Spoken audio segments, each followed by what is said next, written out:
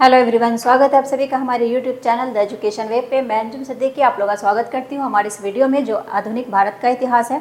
और इसमें आज हम लोग देखेंगे यूरोपीय कंपनी का आगमन। दरअसल भारत में यूरोपीय कंपनी का आगमन कब हुआ, कैसे हुआ, उसके बारे में हम इसमें चर्चा करेंगे। और ये जो मॉडर्न हिस्ट्री है ये हर एग्ज़ाम के लिए काफ़ी इंपॉर्टेंट होता है। जो भी एग्ज़ाम होते हैं जैसे स्टेट पीसीएस, यूपीएससी, बीपीएससी, ये ना जितने भी एग्ज़ाम होते हैं उसके लिए ये काफ़ी महत्वपूर्ण है, काफ़ी इंपॉर्टेंट है और यहाँ से सबसे ज़्यादा क्वेश्चन पूछे जाते हैं और ये काफ़ी ही महत्वपूर्ण है। तो चलिए शुरू करते हैं। उससे पहले हम देखेंगे कि भारत में सबसे पहले जो यूरोपीय कंपनी है वो कौन आता है यहाँ और वो क्यों आते हैं। दरअसल जिस टाइम भारत में यूरोपीय का आगमन होता है उस वक्त यूरोप में पुनर्जागरण का दौर आरंभ हो चुका होता है और वो अपने चरम उत्कर्ष पे होता है और वहाँ भौगोलिक खोज की जा रही होती है। वहीं भारत में मुगल का शासन होता है और उस वक्त यहाँ पे अर्थव्यवस्था जो है वो काफ़ी विकसित हो चुकी होती है, काफ़ी विकास होता है अर्थव्यवस्था का। तो भारत की आर्थिक स्थिति बहुत अच्छी होती है और यूरोप में भौगोलिक खोज की जा रही होती है। यूरोप में भौगोलिक खोज की जा रही होती है और भारत में मुगल के शासन में आर्थिक विकास जो है वो बहुत ही तेज़ी से होता है और बहुत ही शक्तिशाली एक अर्थव्यवस्था यहाँ विकसित होती है।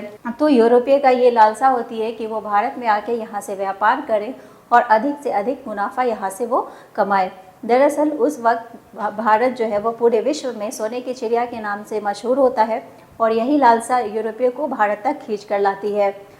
तो भारत की खोज किसने की थी? तो वास्को डी गामा ने भारत की खोज की थी।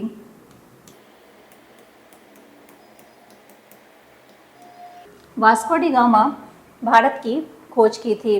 उससे पहले एक चीज़ और हम देखते हैं कि 1492 में कोलंबस जो है वो भारत की खोज करने निकलता है और वो अमेरिका की खोज कर देता है। यहाँ से भी प्रश्न पूछे जाते हैं कि अमेरिका की खोज किसने की थी? तो कोलंबस ने। दरअसल कोलंबस जो है वो भारत की खोज करने निकलता है और वो अमेरिका की खोज कर लेता है। वो कब जाता है? 1492 में। फिर 1498 में वास्को डी गामा भारत की खोज करने के लिए निकलता है और वो भारत की खोज करता है। वो समुद्री मार्ग होते हुए वास्को डी गामा जो है वो यूरोप से भारत की खोज करता है और वो अफ्रीका को क्रॉस करते हुए वो भारत पहुंचता है। और भारत में वो कहाँ पहुंचता है? कालीकट बंदरगाह पे पहुंचता है, वो केरल में पहुंचता है। तो वास्को डी गामा जो है वो अफ्रीका को पार करते हुए वो हिंदुस्तान पहुंचता है। तो इस जगह को नाम दिया गया था केप ऑफ गुड होप।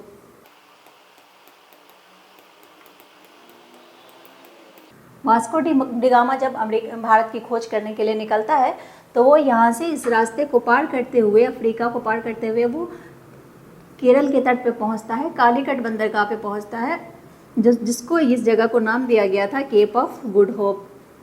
जब वास्को डी गामा भारत पहुँचता है तो उस वक्त केरल का जो राजा था वो जमेरियन था, जिसने वास्को डी गामा का भव्य स्वागत किया था। तो यहाँ से भी प्रश्न पूछे जाते हैं कि जब वास्को डी गामा भारत पहुंचा था तो वहाँ का शासक कौन था जिसने उसका स्वागत किया था? तो वो जमेरियन था। जमेरियन जो था वो वहाँ का राजा था। तो वास्को डी गामा ने 1498 में भारत की खोज की थी। भारत की खोज से मतलब यहाँ ये नहीं है कि भारत कोई छुपा हुआ था या गायब हो चुका था तो भारत की खोज की गई थी। नहीं, वे भारत की समुद्री मार्ग से भारत की रास्ते की खोज की थी, जहाँ से भारत आकर के यहाँ व्यापार किया जा सके। इससे पहले भी भारत और यूरोप के बीच व्यापार हुआ करते थे और वो स्थल मार्ग से हुआ करते थे। जो यहाँ पे जो व्यापार होता था वो स्थल मार्ग से होता था। तो यहाँ पे एक जगह थी कुस्तुनतुनिया। तो कुस्तुनतुनिया पे क्या हुआ था कि अरबों का आक्रमण हुआ था और उस पर अरबों का अधिकार हो गया था, जिस वजह से भारत का यूरोप के साथ जो है वो रिलेशन ख़त्म हो चुका था। तो यहाँ पर जो स्थल मार्ग थे वो पूरी तरह से समाप्त हो गए थे। तो इसीलिए वहाँ यूरोप से यहाँ आने का, भारत तक आने का कोई भी स्थलीय मार्ग नहीं था। तो समुद्री मार्ग से तलाश किया गया भारत तक पहुँचने का और यहाँ से व्यापार करने का। उसी दौर में 1498 में वास्को डी गामा भारत की खोज करने निकलता है और वो पहुंचता है भारत केरल के कालीकट बंदरगाह पे और वहाँ से उसने भारत की खोज की। तो जिस रास्ते से वो गया था उसको केप ऑफ गुड होप नाम दिया गया और ये केरल के तट पे कालीकट पे पहुंचता है। तो यहाँ से वास्को डी गामा ने भारत की खोज की और वो भारत पहुँचता है 1498 में। तो इसका क्रम देख लेते हैं अब। सबसे पहले पुर्तगाल यहाँ आता है 1498 में और कौन आता है, तो वास्को डी गामा आता है। यहाँ से प्रश्न पूछे जाते हैं कि भारत की खोज किसने की थी, तो वास्को डी गामा ने भारत की खोज की थी। 1498 में भारत पहुँचता है। उसके बाद आते हैं डच। डच 1595 ईस्वी में भारत आता है। दरअसल जब भारत आता है तो उसका जो मेन फोकस था वो सिर्फ भारत पे नहीं था, वो दक्षिण एशिया के और भी जगह थे, कंट्री थे, देश थे जहाँ वो, तो ये सबसे पहले इंडोनेशिया जाता है, फिर ये भारत आता है। तो यहाँ से क्वेश्चन पूछे जाते हैं कि भारत में पहले अंग्रेज़ आए या पहले डच आए, तो पहले डच आए 1595 में, उसके बाद अंग्रेज़ आए थे। तो डच 1595 में आए, फिर आए अंग्रेज़ 1600 ईस्वी में, फिर फ्रेंच आए 1664 में। तो इस 4 कंपनी से जो है क्वेश्चन पूछे जाते हैं। इससे कंपनी से क्वेश्चन ये पूछे जाएंगे कि फ्रेंच ईस्ट इंडिया कंपनी की स्थापना कब हुई, तो 1664 में। फिर अंग्रेज़ ईस्ट इंडिया कंपनी की स्थापना कब हुई, तो 1600 में। तो इसी से क्वेश्चन पूछे जाते हैं। अब देख लेते हैं हम इसकी स्थापना। पहला है पुर्तगाल भारत में कब आया था, 1498 में, और भारत में कोची में 1503 में इसने अपनी व्यापारिक कोठी की स्थापना की थी। यहाँ से प्रश्न पूछे जाते हैं कि भारत के साथ सबसे पहले व्यापार करने वाले कौन थे, तो यही पुर्तगाली थे। ये क्वेश्चन कई बार आ चुके हैं और आगे भी आ सकते हैं। तो यहाँ से प्रश्न बनते हैं कि भारत के साथ सबसे पहले व्यापार करने वाले कौन थे, तो वो पुर्तगाली थे, जो 1498 ईस्वी में भारत आया और इसने 1503 में भारत के कोची में अपनी पहली फैक्ट्री लगाई। कहाँ लगाई, कोचीन में। यहाँ से प्रश्न पूछे जाते हैं कि इसने कहाँ लगाई थी अपनी फैक्ट्री, तो कोचीन में लगाई थी। नेक्स्ट है अंग्रेज़, ये 1600 ईस्वी में आते हैं और भारत में इसकी प्रथम व्यापारिक कोठी जो है वो 1608 में इसने बनाई थी। कहाँ बनाई थी, मसूलीपट्टनम में।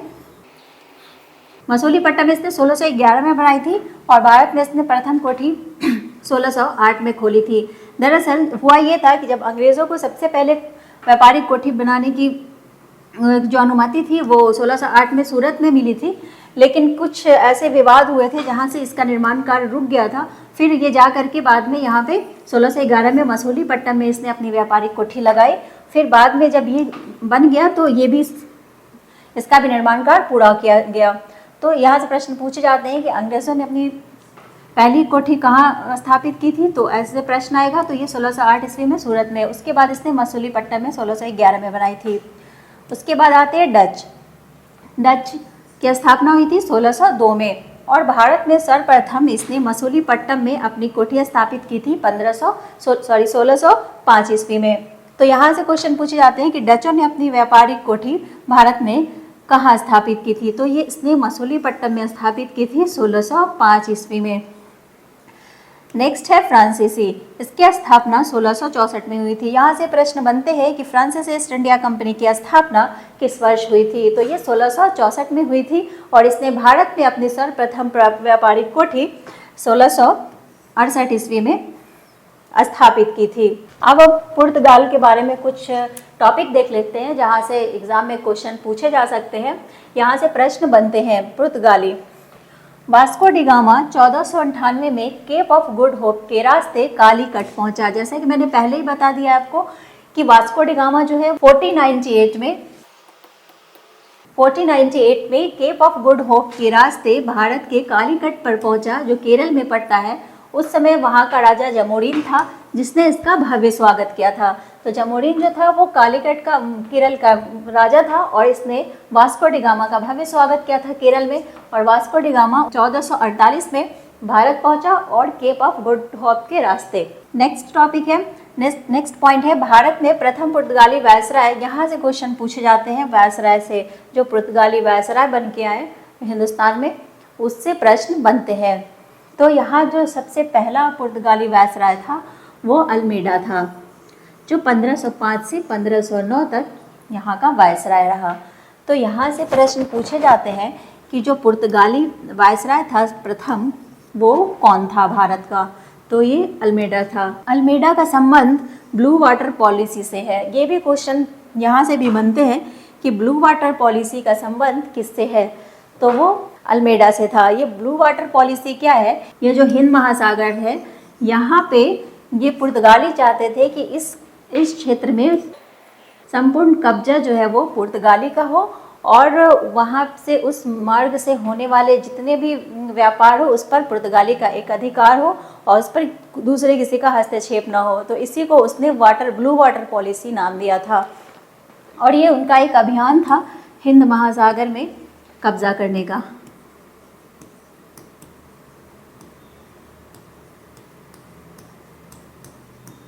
हिंद महासागर पर पूर्णतः कब्जा करने का अभियान था जिसे ब्लू वाटर पॉलिसी नाम दिया गया और इसका संबंध किससे? अल्मीडा से, क्योंकि ये अभियान अल्मीडा ने चलाया था। तो यहाँ से प्रश्न बनते हैं कि ब्लू वाटर पॉलिसी का संबंध किससे है? तो ये अल्मीडा से है और अल्मीडा पुर्तगाल का भारत में प्रथम वायसराय था। नेक्स्ट है अल्बुकर्क। अल्बुकर्क 1509 से 1515 तक यहाँ का वायसराय रहा और इसे पुर्तगालियों का वास्तविक संस्थापक माना जाता है। यहाँ से भी प्रश्न पूछे जाते हैं कि पुर्तगाल का जो भारत में वास्तविक संस्थापक था वो कौन था? तो ये था वास्तविक संस्थापक जो था वो अल्बुकर्क था। इसने बीजापुर के शासक आदिल शाह से गोवा को जीता था। गोवा को ये जो है पुर्तगाली जो है अल्बुकर्क जो है उसने आदिल शाह से गोवा को जीता था। जब ये यहाँ वायसराय बन के आया तो इसने यहाँ के जो क्षेत्र थे उस पर अधिकार करना शुरू किया, उसको जीतना शुरू किया। तो उसी में इसने गोवा को जीता था आदिल शाह से। यहाँ से भी प्रश्न बनते हैं, गोवा को आदिल शाह से किसने छीना था, किसने जीता था? तो वो अल्बुकर्क ने जीता था। और गोवा जो है वो यहाँ हिंदुस्तान को स्वतंत्र होने के बाद पुर्तगाली ने उसे स्वतंत्र किया था 1961 ईस्वी में। तो गोवा 1961 में स्वतंत्र हुआ था पुर्तगालियों के कब्जे से। नेक्स्ट है Nuno da Cunha. Nuno da Cunha ने गोवा को अपनी राजधानी बनाई और दमन और दीव को गोवा में मिला लिया। तो यहाँ से भी प्रश्न बनते हैं कि गोवा को किसने राजधानी बनाया था? तो नीनू डी कुन्हा जो है वो गोवा को अपनी राजधानी बनाया था और इसने दमन और दीव को भी जीत कर गोवा में मिला लिया था। तो दमन और दीव बहुत टाइम तक गोवा का ही भाग रहा था। तो यहाँ से हम लोग देखें क्या क्या, पुर्तगाल सबसे पहले भारत में आए, पुर्तगाल व्यापार और भारत के साथ सबसे पहले व्यापार करने वाले पुर्तगाली थे। पुर्तगाल में सबसे पहले वास्को डी गामा भारत आए। उन्होंने भारत की खोज की 1498 में और केप ऑफ गुड होप के रास्ते वो भारत के कालीकट बंदरगाह पहुँचे। कालीकट बंदरगाह पहुँचने के बाद जो केरल का राजा था जमेरियन, उसने उनका भव्य स्वागत किया और वहाँ से भारत की खोज हुई। तो ये हो गया एक पॉइंट। उसके बाद देखते हैं कि भारत का सर्वप्रथम पुर्तगाली वायसराय कौन था? तो अल्मीडा था। ब्लू वाटर पॉलिसी का संबंध अल्मीडा से है और अल्बुकर्क को पुर्तगाली का वास्तविक संस्थापक माना जाता है और इसने अपनी राजधानी जो है वो कोची में बनाई थी और इसने बीजापुर के आदिल शाह से गोवा को जीता था। यहाँ से प्रश्न बनते हैं कि गोवा को किसने जीता था आदिल शाह से? तो वो अल्बुकर्क ने जीता था। और गोवा को राजधानी किसने बनाया था? तो नीनू डी कुन्हा ने बनाया था। अब नेक्स्ट देख लेते हैं, ये तो था हमारा पुर्तगाल और अब हम देखते हैं डच। तो डच ईस्ट इंडिया कंपनी जो है वो 1595 से 96 तक वो भारत में रहा। तो भारत आया वो कब? 1595 में। डच पहले इंडोनेशिया के क्षेत्र में गए और यहाँ उन्होंने मसाले का व्यापार किया।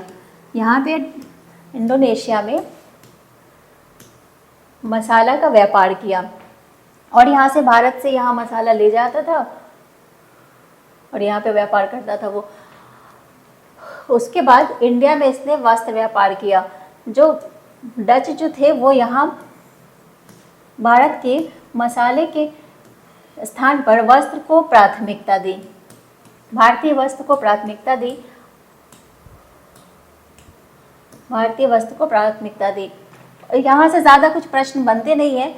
यहाँ से बस इतना प्रश्न बनेंगे कि ये वेदरा का जो युद्ध था वो किसके बीच लड़ा गया था? तो 1759 में ब्रिटिश और डच के बीच ये वेदरा का युद्ध हुआ था जिसमें डच की पराजय हुई थी और उसे यहाँ से जाना पड़ा था। तो आज के लिए बस इतना ही, फिर मिलते हैं नेक्स्ट वीडियो में। उम्मीद है कि वीडियो आपको पसंद आया होगा। वीडियो पसंद आए तो लाइक शेयर सब्सक्राइब कुछ भी कर सकते हैं। मिलते हैं हम लोग नए वीडियो में। इसके अगले पार्ट में, ये हमारा फर्स्ट पार्ट था, इसके अगले पार्ट में देखेंगे कि कैसे अंग्रेज़ यहाँ आए, फिर फ्रांसीसी आए, फिर कैसे उनका यहाँ पे शासन स्थापित हुआ, कैसे उन्होंने राजनीतिक हस्तक्षेप किए और एक पूरे भारत पे अंग्रेज़ों का एक अधिकार हुआ। उसके बाद आगे का हम लोग देखेंगे। जब तक के लिए धन्यवाद।